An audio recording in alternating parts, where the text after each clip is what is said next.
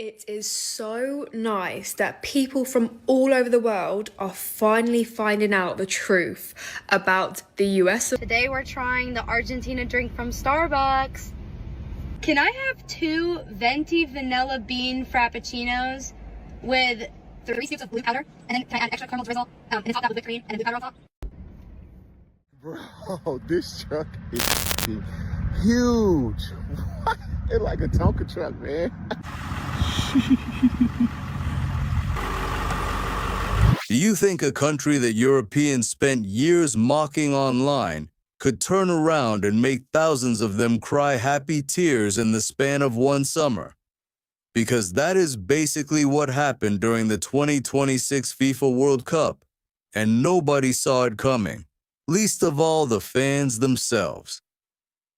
If you want more videos like this, hit subscribe and turn on notifications, because this story is still unfolding in real time. For years, the online narrative about the United States settled into a familiar shape: guns, chaos, rudeness, fast food, and not much else. I was just chatting to a British fella. He was talking about his truck. He told me he's got a Ford Ranger, and he said it's absolutely massive. And I looked at him and I said, I doubt that. Compared to the trucks that I've seen in America, I really doubt that your truck is massive. And he was like, no, trust me, it's huge. I said, have you ever been to America? He said, no. Then FIFA handed the country the biggest sporting event on the planet, and more than 1 million international visitors showed up to see for themselves. According to Tourism Economics, the 2026 World Cup was expected to draw roughly 1.2 million international visitors across its North American host cities, arriving right after a rough stretch for U.S. tourism. International visits had actually dropped over 6% the year before. Nobody expected the tournament to become a viral referendum on American hospitality, but that is exactly what it turned into. Start with Sebastian Kraus, a German fan who became one of the most talked about faces of the tournament for reasons that had nothing to do with football. During a live interview with a Boston TV station, Kraus broke down in tears, describing how differently Americans had treated him compared to what he'd expected. He wasn't the only German making headlines for the wrong reasons, or rather, the right ones. A fan known online simply as Freddie turned his entire World Cup road trip into a running documentary of culture shock, and it made him an accidental internet star. Freddie didn't go viral because of a goal or a save. He went viral because of Waffle House, because of Taco Bell, which he described, half joking, as sacred ground, because of a Buc-ee's, the sprawling Texas gas station/department store chain that left him visibly stunned, wandering aisles of beef jerky and barbecue that stretched further than some entire convenience stores back home. Here's a question for you. Would you rather have a 5-minute conversation with a stranger who ends up giving you a ride home in the rain, or a 5-star hotel with a staff that never says a word to you? Because that is the choice a lot of these fans didn't even know they were being offered until it happened to them.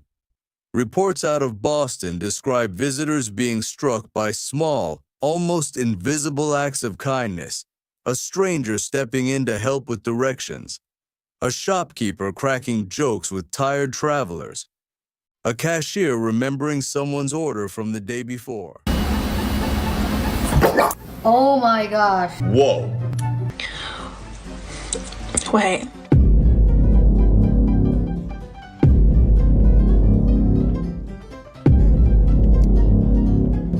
What is that? I still taste that mental green Tic Tac aftertaste. Marina de Buc-ee, a British content creator who had relocated to California, put it simply when talking to ABC News: a lot of people assume Americans are fake, and she just doesn't think that's true. She said most of what she was seeing from World Cup visitors mirrored her own reaction when she first arrived in the country years earlier. Boston, in particular, turned into an unlikely case study. Scottish fans showed up in such enormous numbers that locals half-jokingly started calling the city New Scotland. Jim Rooney, president of the Boston Chamber of Commerce, told ABC News the visitors brought an entirely new kind of energy to the streets. Fans in kilts wandering everywhere, turning ordinary weekday afternoons into something closer to a festival.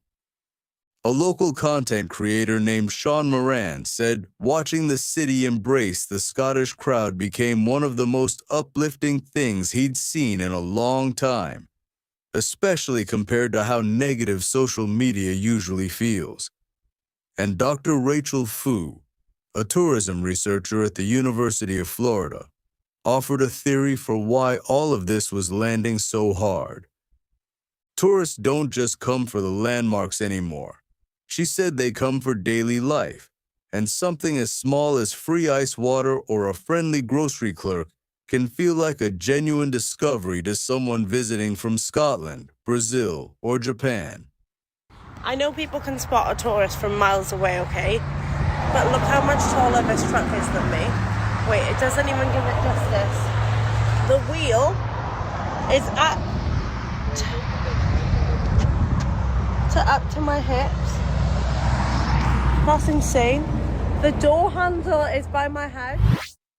Now let's talk about scale, because if hospitality was the emotional hook, scale was the visual one.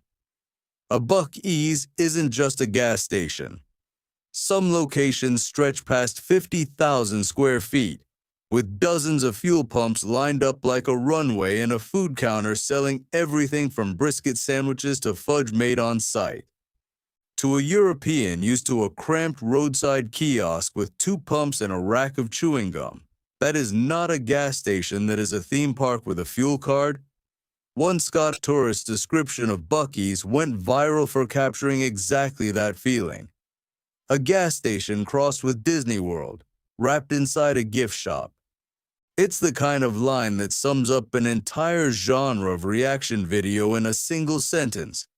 Would you rather drive 4 hours through unbroken highway and still be in the same state, or cross 3 entire countries in that same amount of time? Because that is the geography lesson a lot of these fans got for free.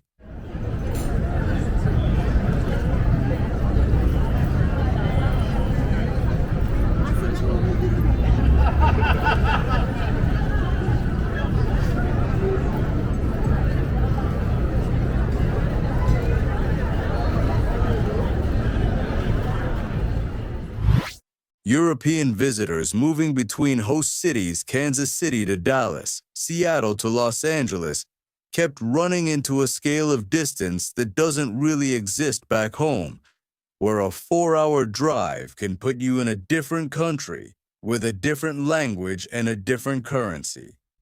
It's part of why road trip content became such a dominant genre of the tournament. Fans weren't just posting stadium selfies anymore. They were posting diners that never seemed to close, endless stretches of interstate, and supermarkets so large that Dr. Fu's comment about daily life as spectacle ended up being almost literally true. A single aisle of a big box grocery store became its own mini viral video. A couple of months ago, I went to Checkers for the first time since moving from the UK to the US, and I decided I was going to order a root beer because I never had one before. It was disgusting. I thought it tasted like toothpaste. A couple of my family said it tasted like medicine. You guys swore in the comments that if I made a root beer float that I would like it. Food culture turned out to be its own recurring theme entirely. Scottish supporter Blair McNally went viral after visiting a Raising Cane's in Boston and posting an enthusiastic, all-caps review calling the fried chicken the best he'd ever had. Another traveler told CBS News that American food was excellent, but undeniably heavy, a compliment and a warning in the same breath. free refills alone became a genuine talking point across dozens of reaction videos.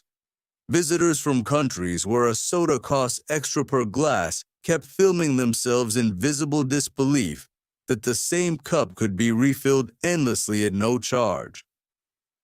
Add in portion sizes at diners, the sheer number of fast food chains clustered along a single strip of highway, and the 24-hour convenience of places like Waffle House, and you start to see why food became one of the most consistent threads tying all these reaction videos together.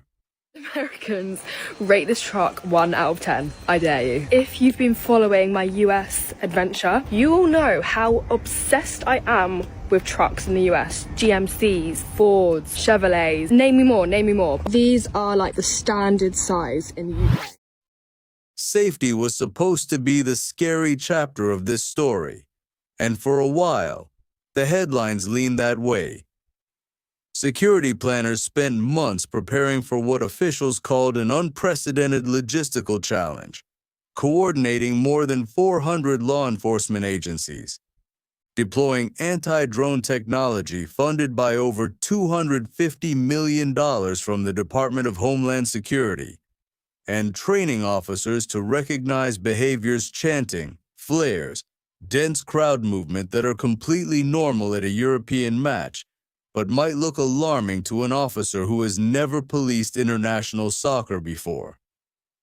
There were also real concerns raised by fan advocacy groups about a lack of clarity on stadium policing and the possible presence of federal immigration enforcement near venues, concerns FIFA said it was working to address directly with host cities.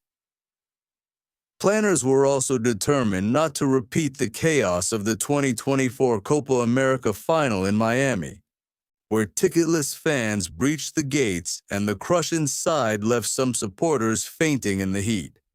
That memory shaped almost every safety decision made for 2026, from new last-mile security perimeters around stadiums to officers trained specifically in the languages of visiting fan bases.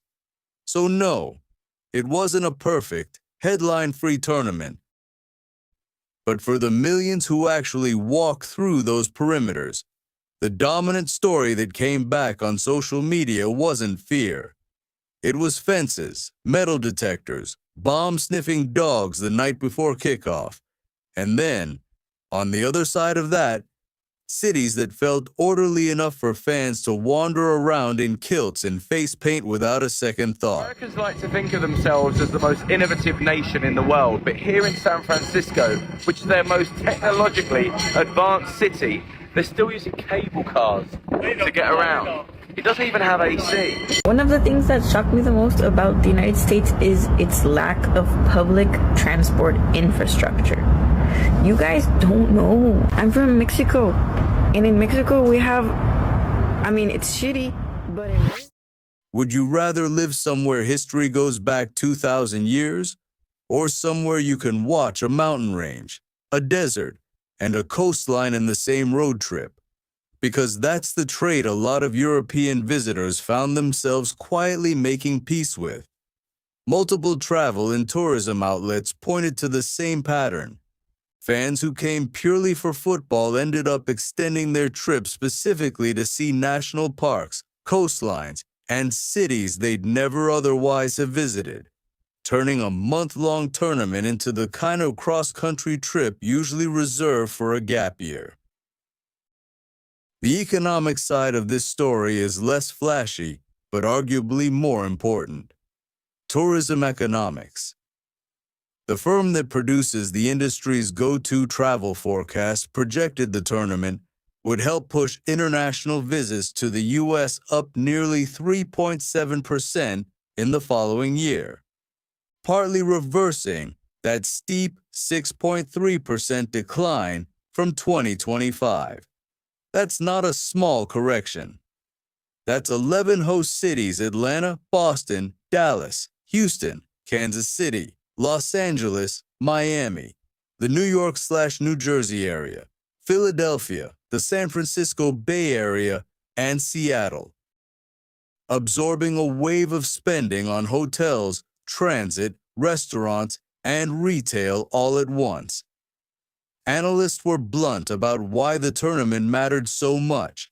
After a year in which negative perceptions of U.S. trade policy had already dented international travel, organizers were counting on the sheer spectacle of the World Cup to offset those headwinds.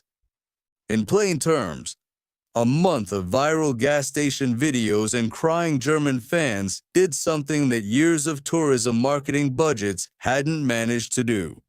And that brings us to identity, the part of this story that's harder to put a number on. Watch enough of these videos and a pattern emerges that has nothing to do with barbecue or highways. It's the anthem before kickoff, sung by tens of thousands of people who, an hour earlier, were arguing about parking.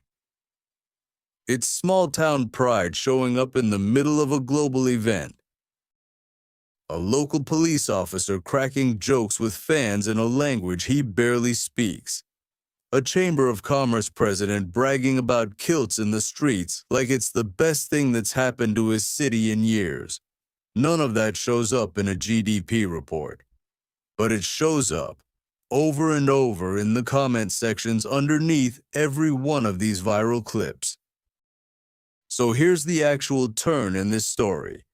Fans who arrived with a specific, well-rehearsed set of assumptions that America would be loud, unfriendly, and slightly dangerous kept posting the exact opposite footage.